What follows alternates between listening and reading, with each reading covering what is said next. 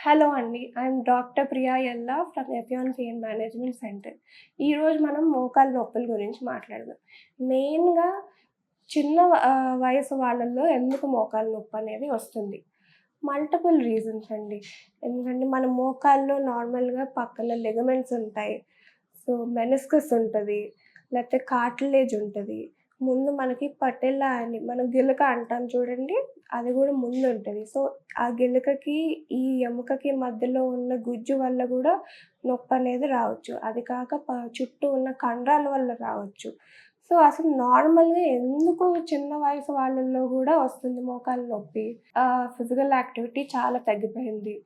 అది కాక నార్మల్‌గా సరే నేను ఫిజికల్ యాక్టివిటీ చేస్తున్నాను, ఎక్కువ సైక్లింగ్ చేసేస్తున్నాను, ఎక్కువ రన్నింగ్ చేసేస్తున్నాను అన్న వాళ్ళలో ఏంటంటే ప్రాపర్ ట్రైనింగ్ లేక గూడా మజిల్ స్ట్రెయిన్ అనేది, బర్సైటిస్ అనేది, లేకపోతే లిగమెంట్ స్ట్రెయిన్ అనేది కామన్.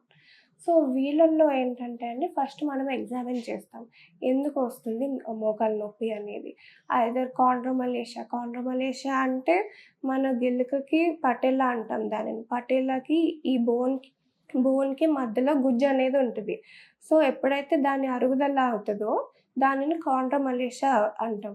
సో, అది యంగ్ పీపుల్‌లో మోర్ కామన్ అండి. ఎందుకంటే మనం physical activity badminton players, cricket players ఎక్కువ కాలు ముందుకేసి ఆడటం వల్ల అది స్ట్రెయిన్ అనేది ఎక్కువవుతది.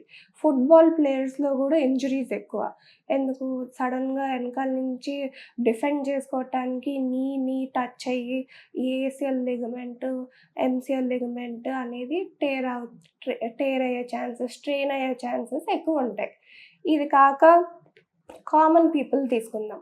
కామన్ పీపుల్‌లో బైక్ రైడ్ చేసేవాళ్ళు క్లచ్ ఎక్కువేయటం వల్ల, లేకపోతే నార్మల్ సైక్లింగ్ చేసే వాళ్ళలో గానీ, అన్‌ఈవెన్ సర్ఫేస్‌లో వాక్ చేసే వాళ్ళలో కూడా ఇది వచ్చే అవకాశాలున్నాయి. బట్ దీనికి తగ్గ ప్రికాషన్స్ తీసుకోవటం, తర్వాత ఒకవేళ సరే నాకు ఇంజురీ అయింది, నా నెక్స్ట్ బెస్ట్ ఆప్షన్ సర్జరీనే అనుకోవటం అనేది రాంగ్ కాన్సెప్ట్. సో, నార్మల్ చిన్న స్ట్రెయిన్‌కి సర్జరీ దాకా ఎళ్ళిపోయి, మన నార్మల్ ఉన్న అనటామికల్ స్ట్రక్చర్‌ని డిస్టర్బ్ చేయటం అనేది రాంగ్ కాన్సెప్ట్ అండి. So, what we are trying to do is మీరైన ఇంజురీ బట్టి పీఆర్‌పీ అనే ట్రీట్మెంట్ చేస్తాం. సో, ఫస్ట్ అది మరీ ఎక్కువుందా, మినిమల్ ఉందా అనే దాన్ని బట్టి డిసైడ్ చేస్తాం.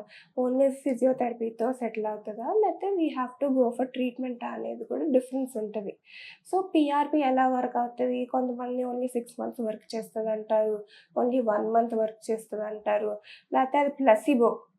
మనం మెంటల్ సాటిస్ఫాక్షన్ కోసం పీఆర్‌పీ ఇస్తున్నారు అంటున్నారు అని అందరూ మాట్లాడుకుంటున్నారు. బట్ మన యాక్చువల్ స్టడీస్ ప్రకారం చాలా చాలా కంట్రీస్‌లోని యూఎస్ కానీ, యూరోప్ కానీ, జర్మనీ గానీ ఇది ఫాలో అవుతున్నారు. ఎలా సైన్స్ బేస్డ్ ఎవిడెన్స్ ప్రకారం పీఆర్‌పీలో గ్రోత్ ఫ్యాక్టర్స్ అనేవి ఉంటాయండి. సో, మనకి లోపల జరిగే ఇన్‌ఫ్లమేషన్‌ని వాష్ ఔట్ చేస్తది. లోపల జరిగిన డ్యామేజ్‌ని హీల్ చేయటానికి హెల్ప్ చేస్తది. సో, చిన్న ఇంజెక్షన్‌లో అయిపోయేదానికి సర్జరీ దాకా ఎళ్ళాల్సిన అవసరం లేదు. మరీ మీకు ఇన్‌స్టెబిలిటీ ఉంది, వీక్‌నెస్ ఉంది, అసలు నడవలేని సిట్యుయేషన్‌లో okay. Surgery is acceptable. But starting stages is not needed అండి. ఓల్డ్ ఏజ్‌లో అయితే మీకు ఆర్థరైటిస్ వల్ల మోకాలు నొప్పులొస్తాయండి. సో, మోకాలు నొప్పులు ఆర్థరైటిస్‌కి ఏంటి? అసలు ఆర్థరైటిస్ అంటే ఏంటి అంటే, ఏజ్ వల్ల మనకి స్లోగా ఈ మధ్యలో ఈ బ్లూ కలర్ చూసారు కదా! ఇది మన లోపల గుజ్జండి. ఇది అరుగుదల అనేది స్టార్ట్ అవుతది. ఎప్పుడైతే ఇది అరుగుదల స్టార్ట్ అవుతుందో, ఈ ఎర్రగా అయితుంది చూసారా? అరుగుదల వల్ల అక్కడున్న గుజ్జు అనేది పోతుంది. సో, దీనివల్ల మన మోకాలు మూవ్‌మెంట్ అప్పుడు ఎముక రాసుకుంటాయి. సో, దానివల్ల స్లోగా అది పెరుగుతూ మన మోకాలు బెండ్ అవ్వటం, సైడ్‌కి నడవటం, అసలు మెట్లెక్కటానికి రాకపోవటం, నార్మల్ నడక గూడా తేడా అవ్వటం అనేది అవుతది.